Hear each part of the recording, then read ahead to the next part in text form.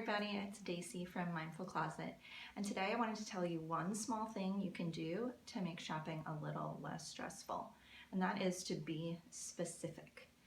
So by the time you go shopping, you should have already done a few things. You should have already cleared out some of your closet to know what you're missing, and you should have an idea of what it is that you're looking for.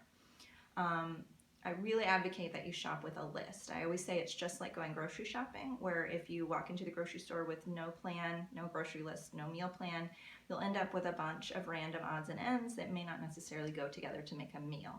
And it's the same with clothes shopping. You need to have a plan of some kind. And so know what it is that you're shopping for, and then be specific, be really specific about exactly what it is that you're looking for. So for me, it's not enough to say, well, I need clothes for work.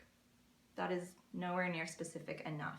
Do you need pants? Do you need tops? Do you need shoes? What do you need in all of those things? If it's a top that you need for work, do you want it to be a specific fabric? Do you want it to be short sleeve or long sleeve? How do you want the neckline to lie?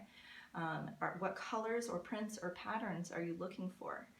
All these things can help you nail down the specific item that you're looking for, but if you don't have those parameters, you're just going to kind of wander without knowing what is right for you. So that's my one little tip to help you make your shopping trips a little more productive, is to be really specific about what you're looking for. I'm going to be sharing a lot more tips and tools for shopping in my workshop this weekend, the Stress-Free Shopping Workshop, and I hope you'll join me.